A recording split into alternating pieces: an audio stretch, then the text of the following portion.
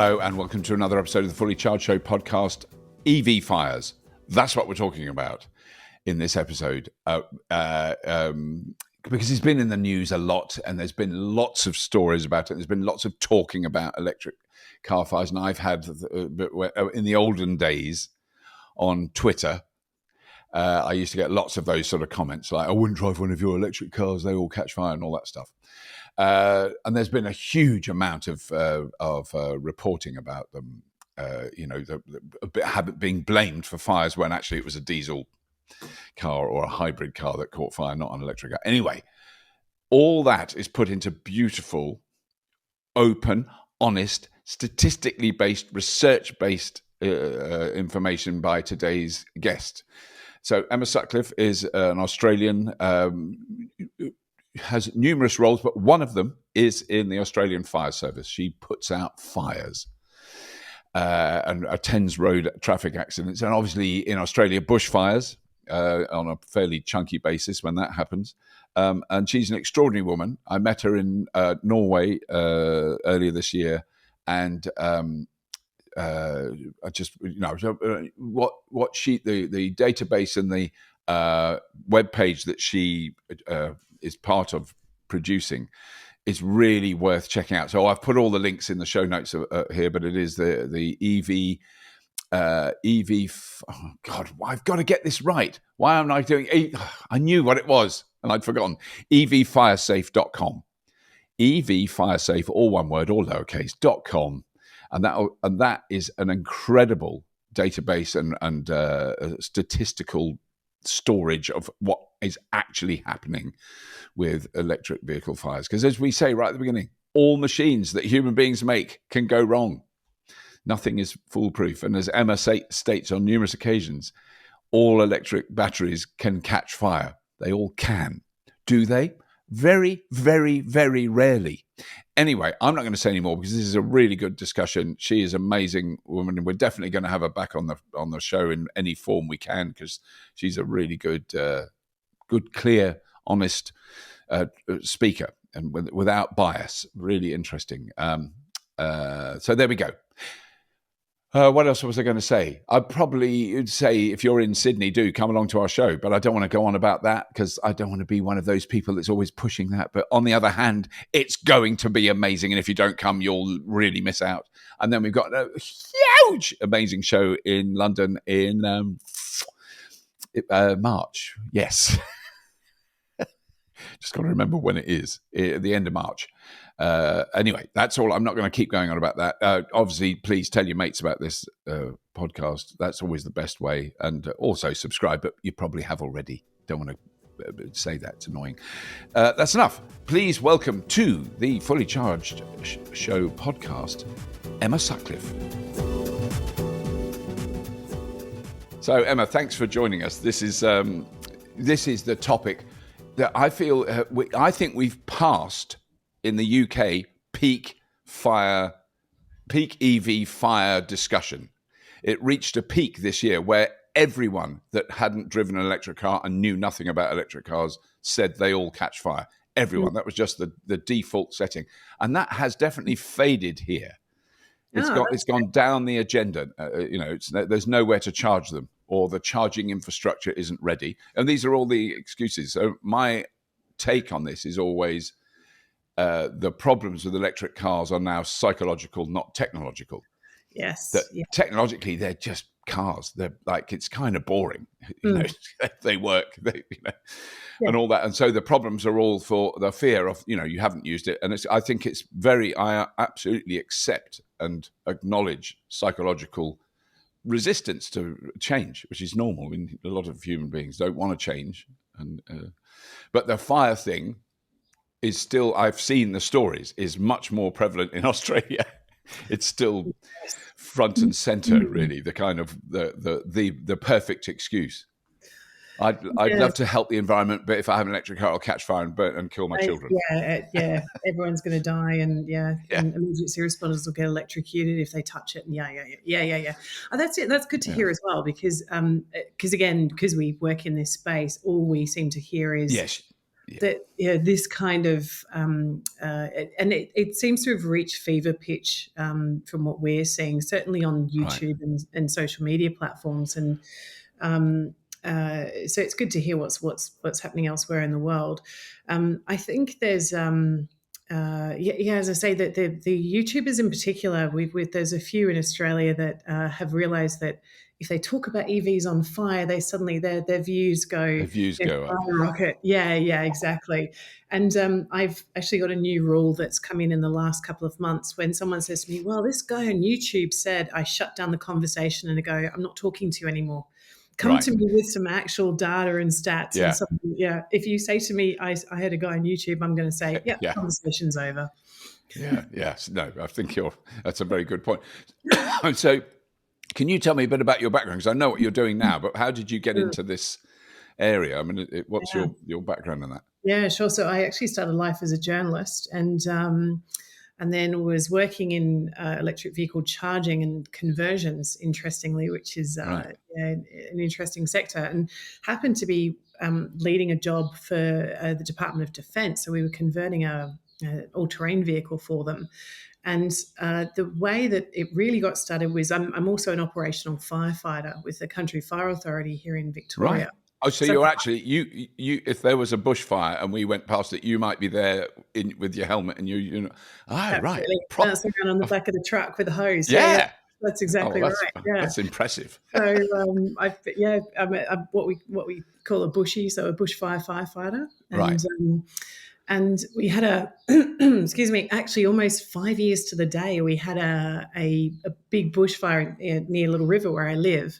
Yeah. And I was out of town and I came back into town. It was a stinking hot day. It was about 44 degrees and this really Wow. howling kind of north wind. And the fire had started upwind, from town. So it was blowing into town. There's about 200 or so kids in the primary school in town. And of course, lots of Wow. houses around the little rural township that I live in. So I came racing back into town, but I couldn't get to the station because the fire had jumped the road. So I had an Outlander plug-in hybrid at the time, and so I parked it at a police checkpoint, got it on the truck, and I didn't get back to the car for about 9 hours. And by the time I got Right. back, it had been burnt. The Wow. battery didn't go up, but it was burnt. And I kind of thought, this is interesting. What would I have known what to do as a firey? Would I have known what to Yeah. do if the battery had gone up? And so I started looking into it, and I realized there was no information. So I hired a young woman who actually is a neighbor of mine. She's Kira. She's awesome. So I hired her to start doing a bit of research online. And we and I was having this conversation with my contact at Defence, and he went, "Oh, well, we want to know that too because Right. we're electrifying everything." So they gave us a very small amount of money, just a little bit of seed funding, to write a report. And there was so much information that we had that I said to him, "Oh, look, I'm going to put a website up, and we'll just stick a website up. I'm sure other people will be Yeah. interested." And then all of a sudden, we put the website up in November. It was November 2 years ago, and 2021.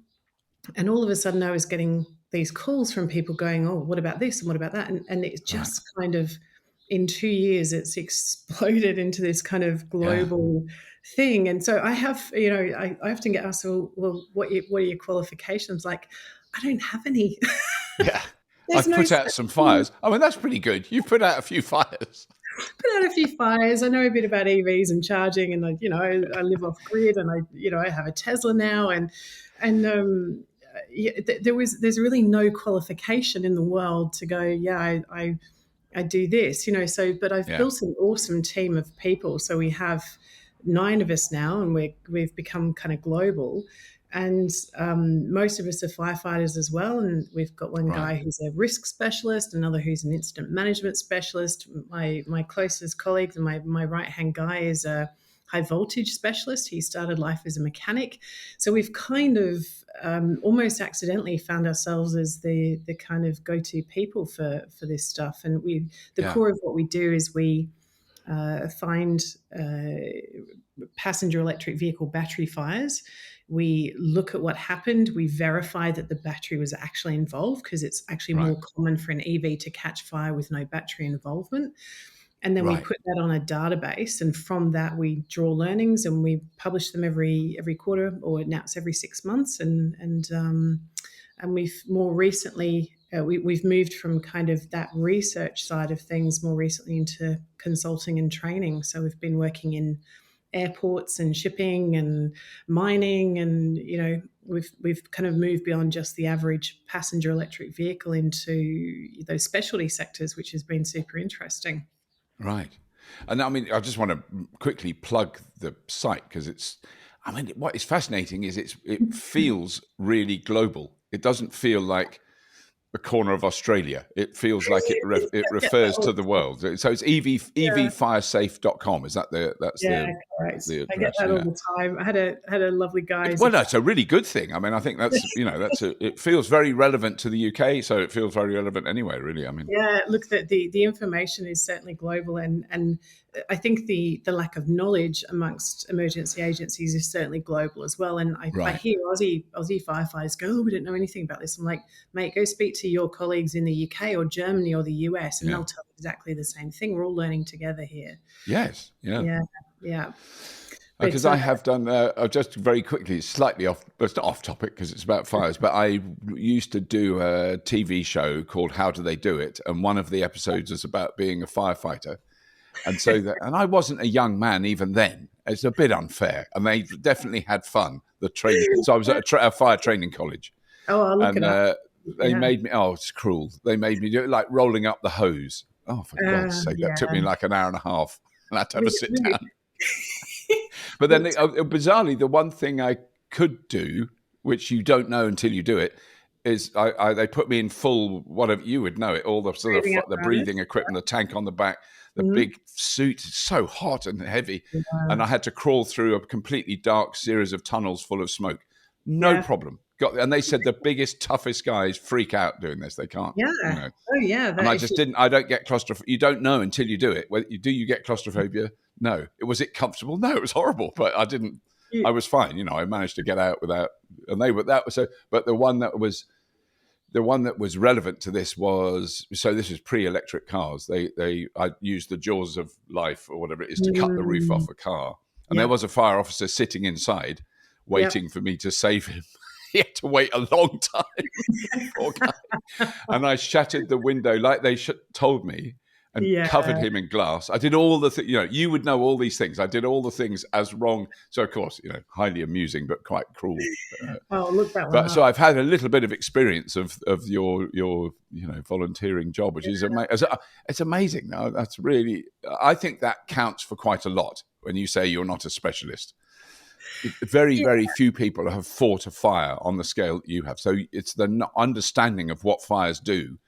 You have a greater understanding of that just by experience. It doesn't matter Yeah, anything else. that's it. Yeah, certainly we cover, our brigade covers a big stretch of the highway between Right. Melbourne and Geelong, so to the capital city of Victoria and the largest regional city. And so, yeah, we're often out there for vehicle accidents, that kind of thing. Yeah. But I'm literally just a hose holder, but yeah, have done multiple fires and that kind of thing. But Right. yeah, not at all kind of super experienced, but yeah, as Right. you say, had my share of Yes. turnouts in the big red truck, which is always fun. I think you're being very modest, but we won't go on about it anymore. But then what is so startling is the actual statistics that I mean, I can only advise people. There is a link on the page to download a simple PDF that just gives the basics, which Mm, is fascinating. And I mean, it is, and I think the thing is that machines that human beings make go wrong. yeah, And some of those things that go wrong mean that they catch fire. And that's, so it's not like electric car fires don't happen. They do happen, but not yeah. to the extent that clearly that people have been led to believe by the press. I think we've got a bit of an issue with confusion between an electric vehicle and an electric bike. And we know that electric bikes and electric scooters are Yes. causing a lot of fires. And we work a bit with the London Fire Brigade, and they're talking about the having one a day. And same with the guys at New York Yeah. Fire Well, Department. So, we've just had a fatality as a family as a result of a scooter fire. oh Like no. literally in the last 5 days, I can't remember, very recently in London. We Yeah. have another firefighter, Sarah, who's based up in Sydney, who's our we're now terming them personal mobility devices. We were calling them Right. light electric vehicles, but we found that people conflate an EV, a car, with Yeah. an e-bike, and they're worlds apart, Yeah. worlds apart. Yeah. And your EV is incredibly sophisticated and subject to so much regulation and standards and crash testing and all the rest of it. Your average e-bike can be, let's face it, very poor quality construction cell. Yeah. It then takes a lot of beating in daily use. There's not a lot of Yeah. protection around that pack. And then people wheel them into their homes to charge them up or Yeah. store them. And then if something's going to go wrong, what often happens is it's near the exit and you can't escape. Yes.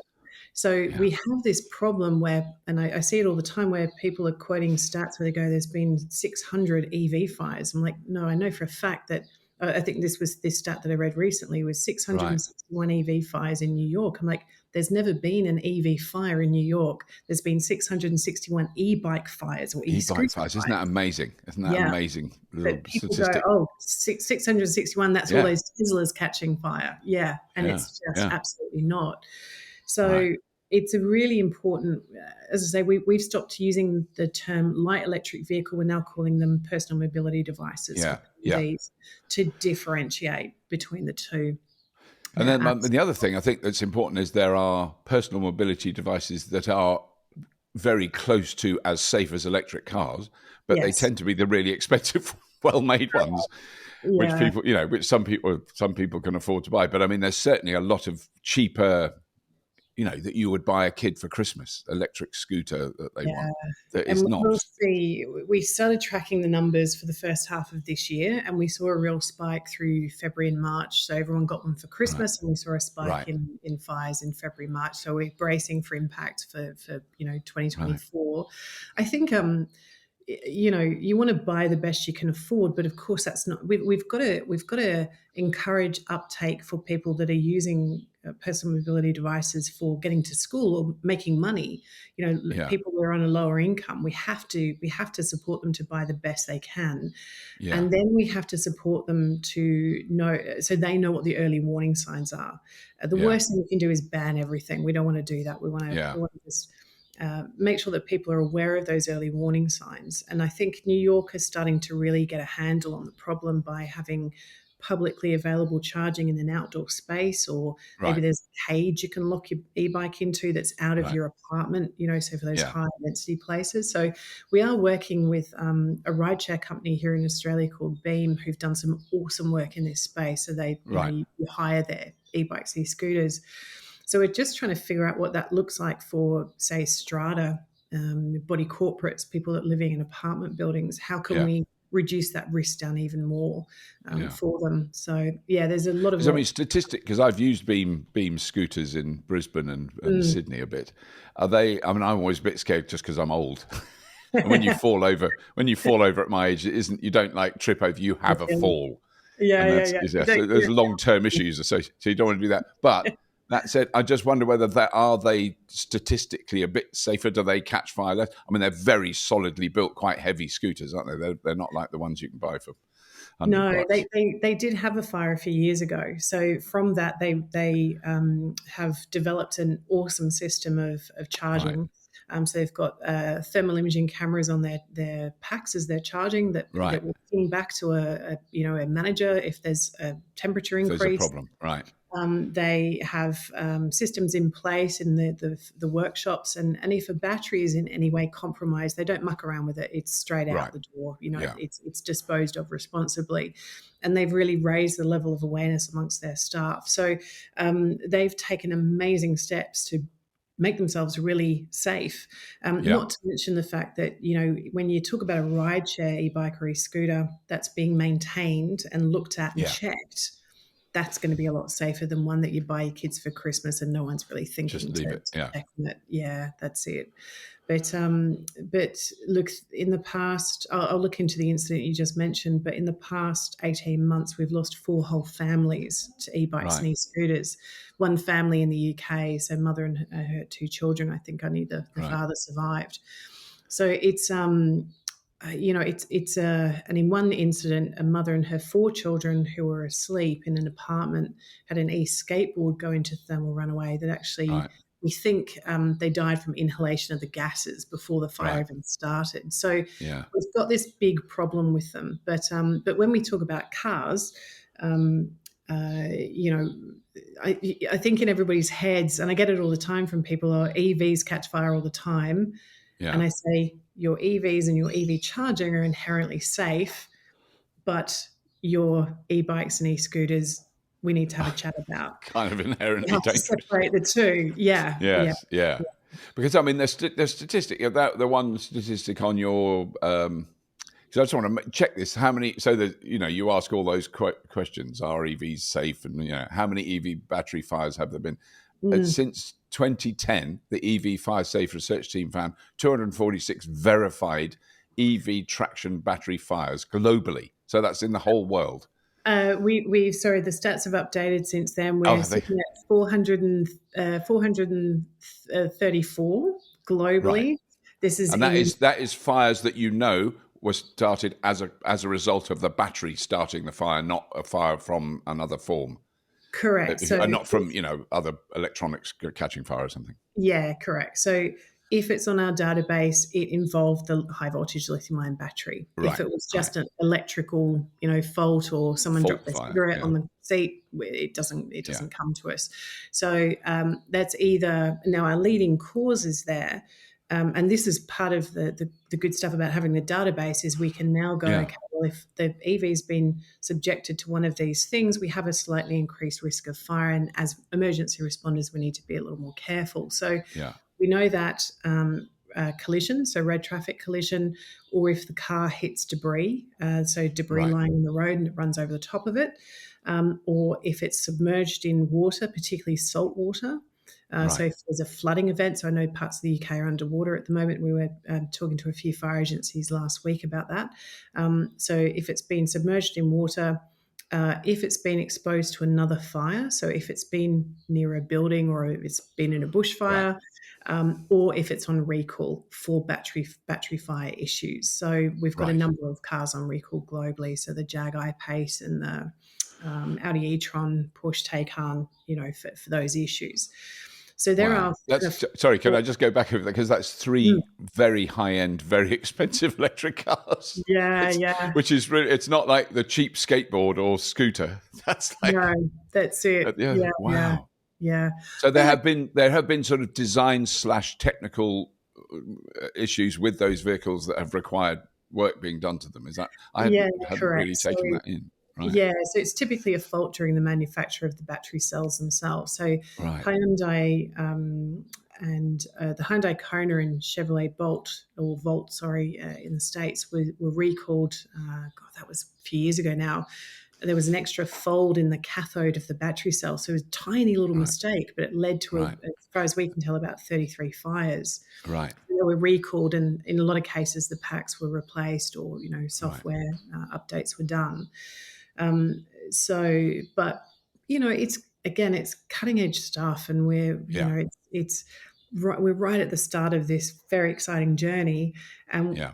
okay, it's not great that they're catching fire, and firefighters No, don't quite know what to do with them yet. But as you said at the start, we've got to expect some hiccups and some bumps on the road. It doesn't yeah, mean that we have to, as I said, ban anything. I mean, that would be yes. ridiculous. So And it yeah. is the way that, I mean, it has become a sort of traditional media and sort of radical online.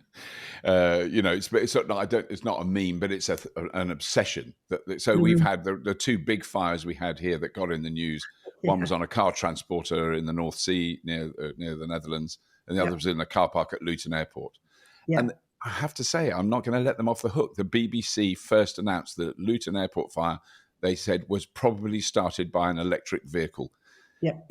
There were no electric vehicles in that car park. The Yep. next door car park has chargers where all the electric cars were. It was a diesel Range Mhm. Rover that caught fire, Yes. not even a Yep. hybrid. No.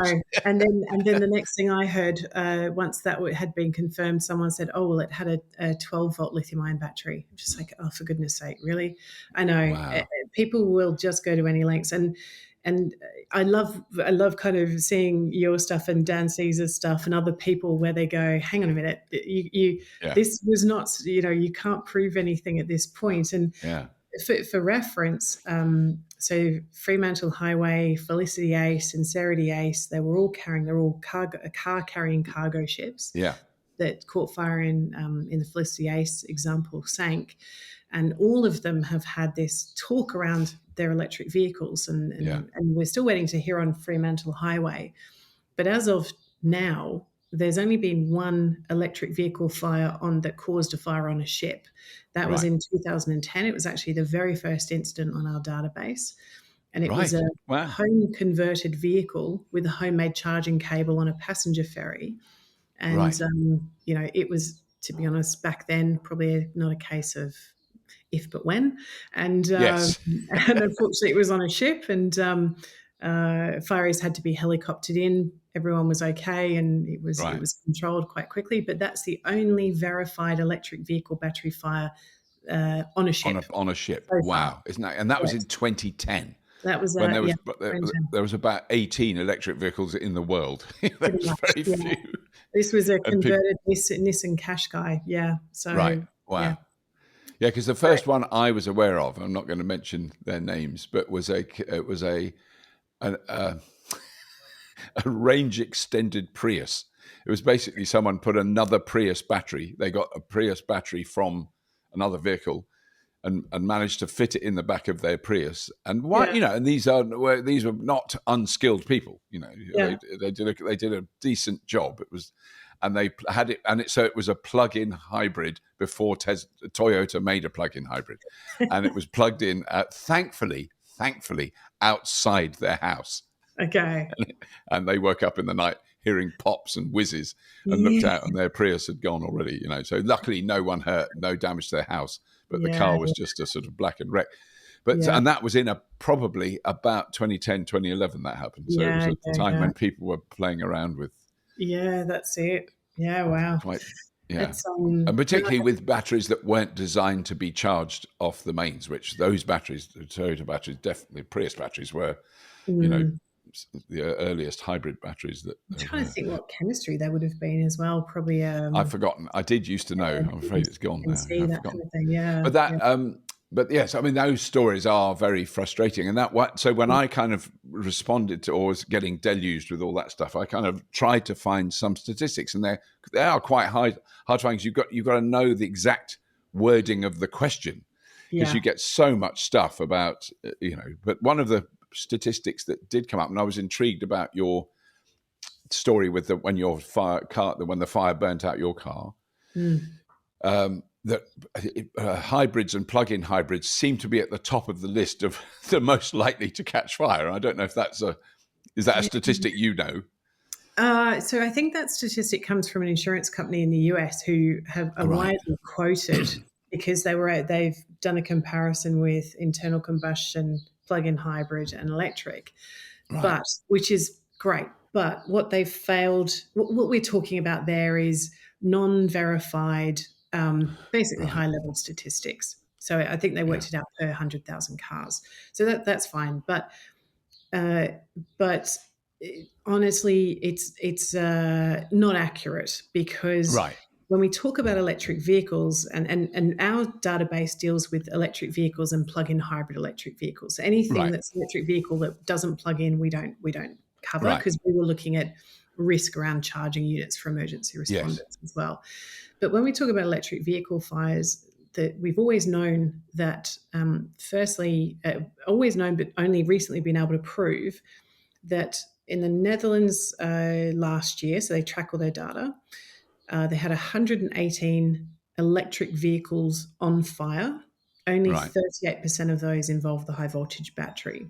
So even if you're taking those stats that are being quoted and go, it's 25 electric vehicles per 100,000, actually it's probably closer to about 8 to 10 electric vehicles with a battery fire. So it's a really important point that just because an electric vehicle's on fire doesn't mean we've got a battery fire. And the other important point that we're now just starting to see very recently is, if you've got 10 electric vehicles and you've got one battery fire, the question in our heads was always, do we then get 10 battery fires? But I think the answer that's emerging is, no, we have one battery fire and 9 car fires. It's Right. actually quite hard to get the battery to go into thermal runaway, which is the scientific term for So battery. just quickly, just so I really understand, it's possible, say there's been an accident or electrical fault, the electric car has caught fire, you attend, and you don't have to deal with putting out the battery. Basically, you have to deal with putting out the car fire, which would be very similar to a petrol or diesel car. Am I right? Correct, absolutely. Right. The difference in that scenario will be that because the car has been on fire, there's been that heat and that thermal impact to the battery, even if the battery's not involved. We just need to be aware of moving it and the risk of secondary or an ignition in the battery. So it could potentially happen later on. It's very low risk, but we just need to treat it a little differently than we would internal combustion vehicle. Because the thing I want to ask you, because it's, you don't think about it until you think about it, is so you arrive at the scene of an incident and there's a car on fire. I mean, bizarrely, my wife and I have both seen in the UK in the last, say, month, 2 fires on motorways. It's just a car on the side of the road on fire. And we know the cars well enough. And none of them were electric. But they were, but it's still really shocking when you see it and all the traffic going there, and then you hear the fire engine coming, and there's people, thankfully, in all the cases, standing well away. And there's this vehicle with huge billowing flames and smoke coming out of it. But one of the things I want to know is when that happens, and that did happen to friends of ours a long time ago in a Renault. Which just caught fire when they were driving somewhere. There was smoke coming out of it, and he got the kids out, and they stood and they watched it and went. But what happens when that with fuel tanks? Because everyone talks about batteries. A fuel tank's a really dangerous thing. I've seen a lot of fuel explode. It's really big and hot. That's the thing. I mean, there are a few major differences. We have a great slide that we show in presentations that has an EV and a petrol car or petrol diesel car, and we go, here's what's the same, and here are the differences. And our differences really only are our fuel source and the fire behavior, particularly in the early stages of the fire, and then our incident duration. So our fuel source obviously can be, if we're talking about a battery fire, is the lithium-ion batteries. And they essentially, what's happening is one of them short circuits and it heats up, and then it kind of bursts. The pressure builds up, it bursts, it releases, it vaporizes the electrolyte in the battery, and that's what's catching fire. Then that heat spreads to the next cell, and the next cell does that, and then next cell, domino effect kind of thing. So in my Tesla, I've got 4,200 roughly cells. So that's why, if the whole pack burns out, you can see that domino effect. It's a long time. That's why it's a long time for the incident. Whereas with a petrol or diesel car fire, you're typically putting it out pretty quickly, and we can use things like foam. So foam doesn't work on a lithium-ion battery. Right. And then with the cars that you've seen on fire, the flames are kind of 360 around the vehicle. Whereas with an electric vehicle, you typically get this. A very typical thing we see is a jet-like flame. So it comes out from underneath the car. Right. So they're those electrolyte, that vaporized electrolyte kind of escaping under great pressure in one direction, and it ignites. So it causes a bit of a blowtorch effect. Right. So we've got all these similarities. We've got a few differences. So we like to talk about it in that way because as someone, I can't remember who said it to me, but firefighters in particular hate 2 things. It's what was it? Not seeing change quick enough, and then things changing. So we don't like to be. We don't like to have to change what we do too much. So we'd like to talk about it in terms of it's very similar to what you're used to. It's just here are the differences, and here's what you need to know to manage those differences. So. But no, I mean, car fires are for us for my brigade in Little River. Car fires are bread and butter. We do those all the time. Typically at 3:00 in the morning with some dump-stopping car on a back road kind of thing. They're really, really common. Really common. Wow. I mean, it is. Yeah. No, the statistics are startling when you see them. Because I mean, the thing that I remember that when I made that TV show about the fire, training to be a fire officer, one of the things that had changed, that they said had changed, like in the last, say, 50 years in the UK, was house fires still happen, but they're really rare. So you Mm. always think fire officer going to your house is on fire, get the hose Yeah, out, put your yeah, house. That it does happen, and yeah. actually, by the sounds of things, with electric scooters, it might be happening a bit more. But those aren't the big things. So it was always road. It was road traffic. And Mm. I have a very old friend who's a fire officer in Bath, who, that's what he says. I do car crashes. Yeah, I haven't yeah, put out a house fire in years. I have done one. yeah. He said, I think I did one 20 years ago. It just isn't the big. And we've done all those things with smoke alarms and better materials that we use in our houses, and they don't catch fire as often. Yeah, that's And it. what you're saying, it sounds like that. Other than bushfires in Australia, then car fires are the next. And I Yeah. think that's the thing is people, thousands and thousands of petrol and diesel cars catch fire every day around Yep. the world, and no one ever puts a headline up or No. posts No. something on YouTube about it. I'm Yeah. going to start. Yeah. Do it. Do it. We try to, but we're just one little voice kind of shouting Yeah. into the void.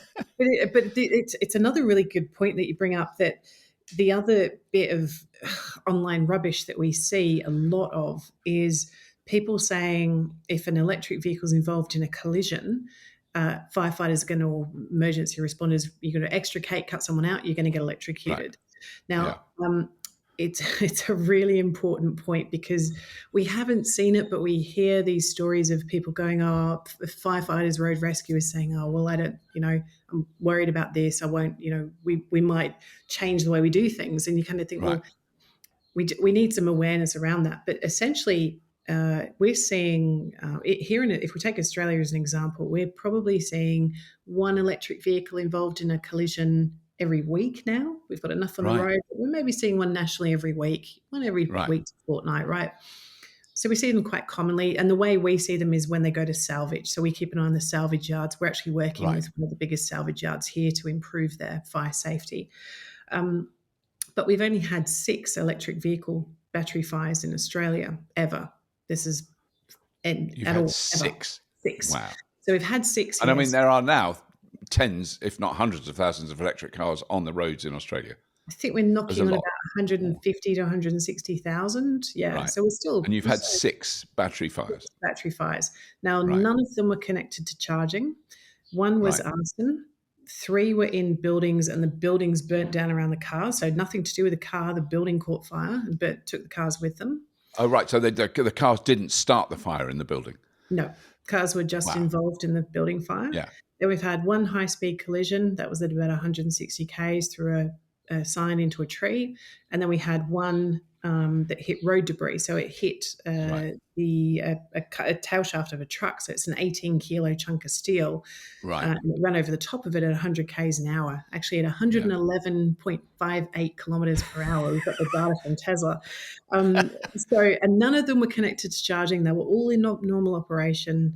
So Right. there's been 6, and we've had a few others that have been a bit weird. There was one at Sydney Airport, but that was weird. The pack had been dropped out and left on the ground for months on end, and that went into Right. the thermal runaway. But in normal operation, 6 in Yeah. Australia, and I can't remember where I was going with that, but it's road rescue. So we Yeah. haven't had to extricate anybody yet. But we have developed a road rescue pack with State Emergency Service here in Yeah. Victoria, who are awesome. And it's a really important point that your high voltage systems that move power from the battery to the rest of the car, to your charge port, to make it drive, to your wheels, everything. Yeah.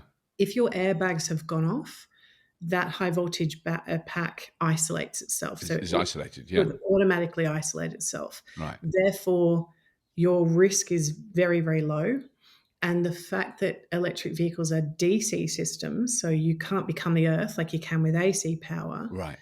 your risk is already very low. And then once your battery's isolated, your risk, it's still a risk, but it's negligible. But And you with kind of got to normal- rip the wires out and put them on your tongue to see if they're live.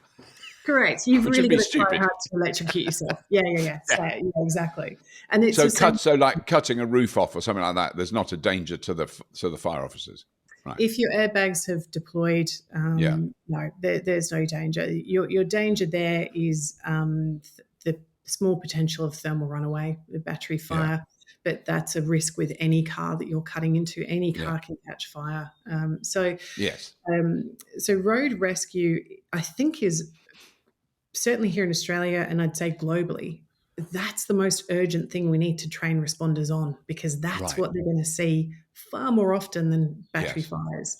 We need to yeah, train them on emergency response, yeah, how to extricate people out of electric vehicles. yeah, The last vehicle I mentioned was the one that hit the tail shaft of a truck. yeah, Um, it was a Tesla Model 3 owned by right, Tesla, who very kindly then donated it to us. So we tore it down. We took it to their right, workshop and pulled the pack out and looked at where thermal runaway had occurred. And we've got the tail right. shaft it's actually in the boot of my car, the tail shaft of the Oh, what, the truck. actual lump of metal it hit? Yeah, You yeah, got it's like 18-kilo tail shaft of this truck, and wow, like I hit it at 110k. So of course yeah, it's going to rip the pack open, and yeah, it's been fascinating, And this is what I keep saying to people: we've been trying for 2 years to get our hands on a car like this to tear it down. yes, My team and I were so excited when we finally got one, because it yeah, goes to show you how rare these things are, that we were like right, jumping around the place like idiots going, we got one, we got one. And then, we had 3 days of kind of terror. We were up to our elbows in, dust and soot, and covered up in protective gear and tearing this. oh, because the car had it. Was it like a burnt out? If I'd looked at it, I'd see a burnt out looking car. It wasn't like, Yes. yeah, Oh, okay, yeah.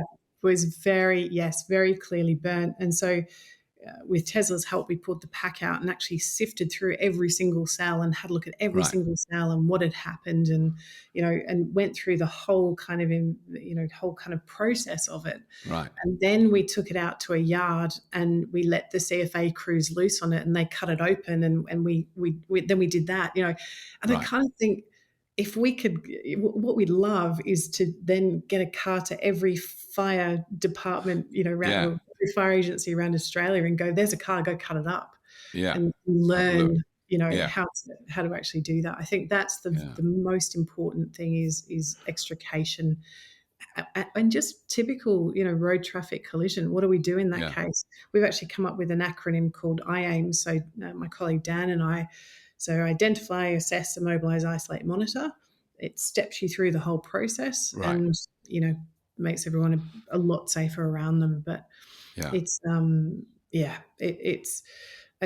it's kind of, we start doing a lot of, 2024 for us is a training year. We're going to be doing a lot of training, right, um, but we're so kind of keen to get as many people more aware yeah, as we can, because it just reduces that fear factor for everybody, and right. makes everyone Because a I lot mean, more. that's one thing I can't help wondering. Because I have been in one, I think it would be classified as serious road accident in my life. So I feel very Mm, lucky, and mm, I wasn't injured at all. I was, fairly serious crash. And I was staggered that I wasn't injured because of the mm, impact of the crash. And this is in mm. a Toyota Prius, saved my Yeah, life. The airbags and all that yeah. stuff. I've got no memory of it. I was unconscious. So I don't know, which is kind of good. So there's not a sort of conscious trauma experience of Mm, it. I came round in a car with a nice policeman holding my head, and he was no. laughing because apparently I was saying funny things, but I don't remember any of it. Anyway, forget Wow. that. That's once in my 67 years. You're seeing, and all your colleagues are seeing multiple vehicle crashes of, I don't want you to talk about the seriousness or but you're seeing quite traumatic events in people's Mm, lives as a regular basis. Then that evening, you go back to the base, you get out of the red truck, you get in your car, and you drive home. yeah. I would Pretty be terrified. much. Yeah, yeah. Because that's the thing. It took me the crossing where the accident for me happened is not far from where I Mhm. live, and every time I go past that, I slow right down Yeah, and make sure there's no one coming. And it's still there now. yeah, And we're now talking 10 years ago, yeah. maybe more. No, probably 12 years And ago. and that experience that you've had, you've got a policeman sort of holding your head, and and all those crews helping. We want Yeah. all those people, all those crews, doesn't matter what uniform they're wearing, we want them to Yeah. be comfortable with electric vehicles. We want them to go, Yes. okay, that's an electric vehicle. I'm gonna do things slightly differently. So things Right. like if it's an electric vehicle, we can't hear an engine noise, so we don't approach Yeah. from the front, because instant torque and no engine noise means that, let's say your driver's unconscious and suddenly wakes up Yeah. and accidentally Puts puts his their foot foot on down the or something. Yeah. accelerator. Yeah. So we just need to Wow. change that Yeah. thinking. We don't want them to be standing back going, "It's an electric vehicle. I don't know what to do." Can't do anything. Yeah. Yeah, correct. Yeah. So it's vitally, vitally important. There's so much focus on we need to train for battery fires. Do you know what? Yeah. Rarely going to see them. Let's train Yeah. for collisions, and Yeah. then we can train you for battery fires. But whenever I train a brigade or anyone on battery fires, I say to them, if you see one, I'm going to take you all down the pub and I'm going to stand around the first time you Cool. see an EV battery fire, because Yes. they're Yeah. so rare. It's so They're, rare. Yeah. I But think my also, I mean, I think that awareness, as you mentioned, in the kind of salvage yards, what happens a yeah, week later? The car's been there's no fire. It's perfectly all right. They've put it on a truck, taken it to the salvage yard. It's parked under a tree next to a house. yeah, I'm yeah. hoping not. Because that's when, I mean, that's certainly, there have been accounts of that like quite long periods of time after an incident, the battery might have thermal So run away. our data indicates it's around 10% of incidents have a secondary or a delayed ignition. Right. But there's an asterisk here. So Right. a secondary ignition often occurs when the vehicle's had multiple points of, the failures that I talked about before. Right. So it's been involved in a collision and it's already had a battery fire, but the battery hasn't burnt all the way through, so it can go Right. up later on. The rest of the battery can catch fire later on. Right. Okay. The longest we've got on that verified is 68 days. Wow. We're trying to verify one that's 11 months. We think it's 11 months. We do have, I think, 3 where it's a delayed ignition. So there was no ignition, no battery fire at the time it was involved in a collision or whatever happened to it, Yeah. but the fire happened later on. But what we think is happening in those delayed ignition ones is that it goes to a salvage yard, and of course the salvage yards use forklifts under the vehicle to pick them up, Right. which Yeah. is where the battery pack sits. So Right. we think that largely what's Could happening be. there is it's that extra pressure on Yeah. the pack. So yeah, it's been really interesting working with a big salvage company here. Like, they're a massive company. They've got sites all over Australia. And just around we've developed what we call an EV ABC, so an EV assessment of battery condition. Again, this is something my colleague Dan came up with, because you can't sort of plug anything in. You can't plug an OBD Yeah. into And to see what's wrong. Right. Yeah. Correct. So we're training them to do a visual and a thermal check. So we're tell you what, if you want to make lots of money, buy shares in a thermal imaging camera company, because that's what Yes. we're saying to everyone is get a thermal imaging camera, Yeah. because that temperature of the pack is at one of our first early indications. If we've got something rising or it's higher than ambient temperature, that's when we go, we're going to isolate, we're going to quarantine this vehicle out somewhere. So if it does go up, we've got full visibility of it. It's not going to impinge on anything else. And Yeah. fire brigades have direct access. But so yeah, that's I think our salvage yards, our tow truck drivers. So when we talk about injuries from battery fires in electric cars, primarily they're in our tow truck drivers. So something's caught fire in the back of the tow truck and they've been, had inhalation or minor burn Right. injuries, that kind of thing. So it's definitely those, those kind of Yeah. secondary responders that need But the then, training. because I mean, this is so good to go into the reality of it, because I think what we've both done, and I'm not consciously on my part, is acknowledge that there are dangers, because there are with any technology. Absolutely. You pick up a food mixer and put your fingers in it and turn it on. It's bad. Correct. Yeah, absolutely. There are dangers, but so we're not denying that. But you're just putting it into context, into actual experience, actual data of actually what's actually happened, and Yes, you get a very, very different picture, don't you, altogether? Yeah. But one of the things I wanted to know this is where I'm now so cross I didn't do notes on new battery chemistries. But clearly there's some changes taking place. So that I've just recently test driven the BYD Seal, which is a kind of Tesla Model 3 size, very nice. I was very impressed with it, really a nice car. But they've done all the kind of bashing a nail through their battery cells, to show you that, and smashing them. And what the most extraordinary one was they did the crash test, the side impact crash test. They then turned the car around, did the side impact crash test on the other side. They then put it up on jacks, took the battery out, put the battery in another car, and the other car drove off straight away without any trouble. So, the protection of that battery, that was to kind of, it was PR to show how protected the battery pack was. But do you think we will see a decrease in battery fires in the next 10 years? Because, clearly the battery chemistry is going to change. There's going to be different types. That's I don't know. I guess we don't know, do we? Is the answer. What I will say is that there's no such thing as a fireproof lithium-ion battery. No. And we do have a lot of BYDs on our database. So the blade cell is not fireproof. And I don't know if I'm going to get an angry phone call from BYD on that. But we see a lot of stuff on YouTube going, we put a drill through this one and a drill through this prismatic cell over here. And the blade cell didn't go up. They do. They can burn. Okay. They can burn. Absolutely. Yeah. I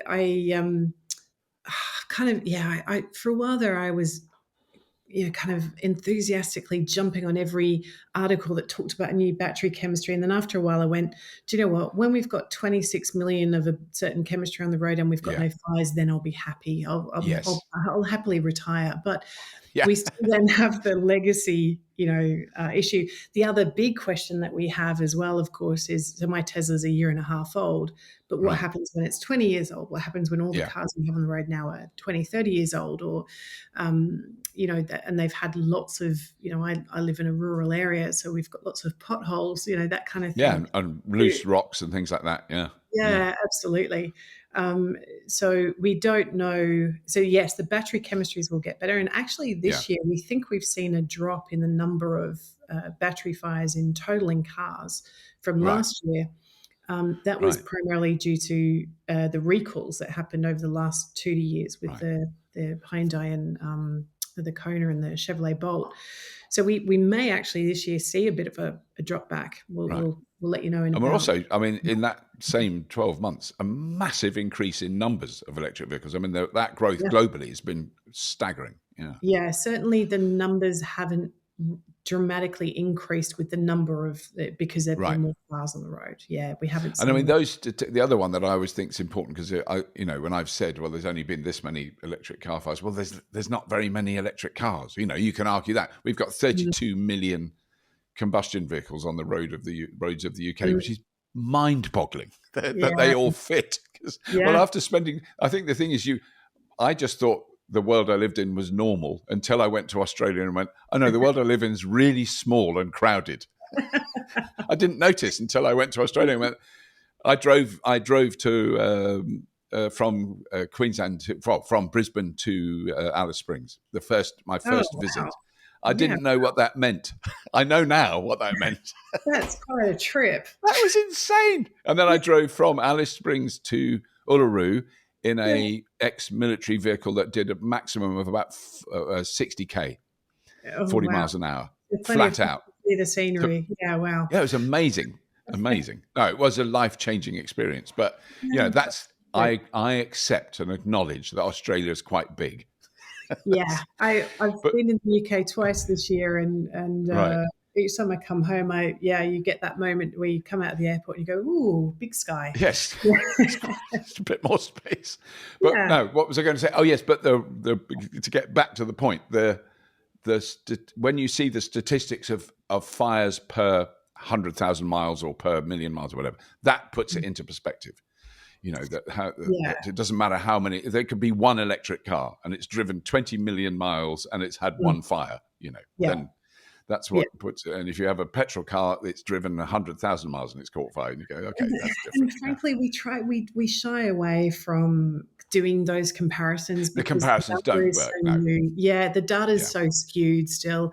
What we're Yeah. doing, so previously what we've done is we've spoken to fire agencies, or we've seen stuff on media or social media or online or whatever it might be, and essentially internet scrape and go, Yeah. how many have we got? And then we typically try to contact owner, fire department, whoever attended, and Right. verify. And now we've our team is so good at this that we can look at a picture and tell you whether or not the battery was involved. We've Right.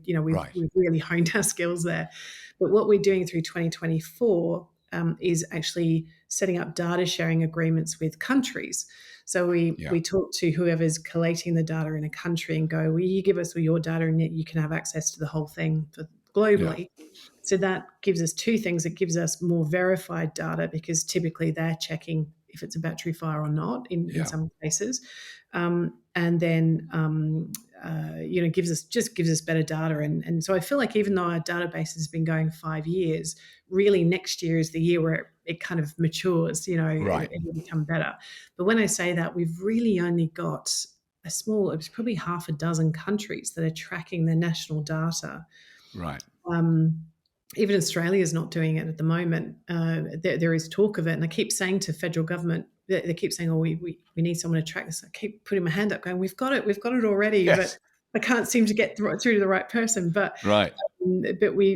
by setting up these data sharing agreements and really kind of making the database global, we'll get a much better sense of things, and then we'll be able to start going, okay, now we're confident per 100,000 cars, this is what's Right. happening. Yeah. But certainly our global database typically matches national data. So the Right. Netherlands are awesome at collating data. There's an awesome guy called Tom that we love to do a lot of work with from their Institute of Public Safety. Their Right. data is very similar to our data in terms of the numbers. So we Yeah. we won't have captured everything in our database, but we're comfortable that we're not. We're saying 400 and whatever it was, 34 as of Yeah. today. We're confident that's actually not 40,000. We might be Yeah. Yeah. 100 out. But Yeah. but yeah, that will continue to mature and just give us better data as we move Yeah. forward. And there's, as I said before, there's no fireproof lithium-ion battery, and there's no No. brand, there's no OEM that hasn't had one. Right. It's learning for everybody. Yeah. But I can't help also saying there's no fireproof diesel or gasoline. No, correct. Yeah, absolutely. Yeah. And Doesn't every need saying, but I couldn't help it. It leaked out. Emma, this has been a real joy talking to you. Thank you so much, and really clear. And I mean, I just want to keep plugging. So to go, I want to tell people to go. We'll put links in, obviously, in the show notes. But Firesafe, it's firesafe.com, evfiresafe.com. eVFiresafe.com. Yeah. And that, so you're updating that site, and that's fairly relevant. So the PDF I download is probably quite old. Yeah, we've been stats. hanging out till the end of December to do our update. I'll flick it through to you, but we're constantly updating, and we look, we're not anti-EV, and we're not here to say people did things wrong. We're not here to kind of pick on a particular brand or a particular EV.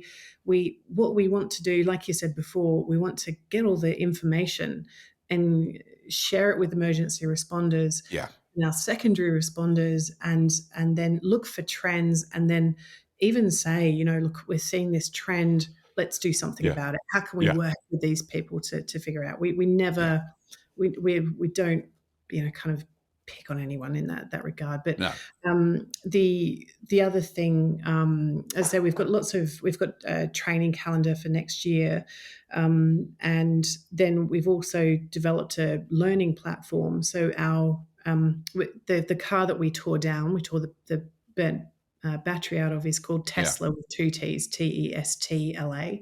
So we'll have a Tesla course. Yes, yeah. There's our test car. So we'll have a kind of full thing on that. We've got 3D scans of everything, of the battery cells that have been burnt. Right. So we want to share that kind of information as well, that goes above and beyond.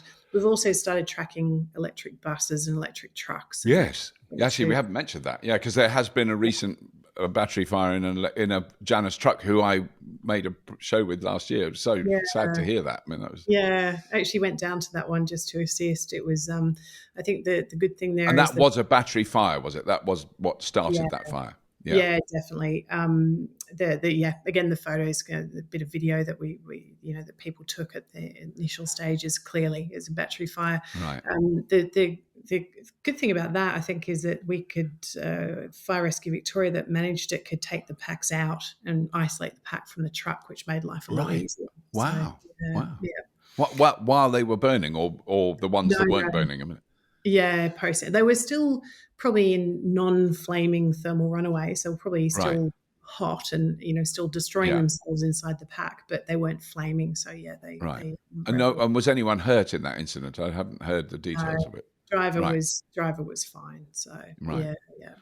But a really big setback for what I felt was an amazing Australian company. I mean, I thought it was incredible what they were doing. Yeah, that's it. I think actually, if there's one quick plug I could make is any manufacturer, anybody that's doing that kind of work or converting vehicles or in any sector, you need an emergency response guide. So there's what we call an emergency response guide, typically about 4 pages, and it's a step-by-step guide for emergency responders that just says, here's how you identify, here's how you immobilize, here's how you disable high voltage systems, here's what to do if it catches fire. And it doesn't need to be in depth. It can be pretty brief, but it just gives us a bit of a steer on what are we dealing with, And we see a lot of brands without those emergency response guides. It's not mandatory, but they're really simple things to do. There's a heap of information, or people can email me and we can help them.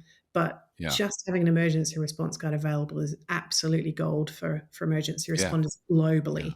Yes. No, that's a good point. We'll have to do another podcast where we talk about buses and trucks. Done. Perfect. But that's been brilliant, Emma. Thank you so much for your time. It's been really, thanks for having me. Really good. All right. Awesome. Take care. Thank you. Really hope you enjoyed that. It was what an amazing woman, isn't she? Incredible. You would be very grateful if you were in a traffic accident and she turned up with a gang of fire officers. It would be very reassuring.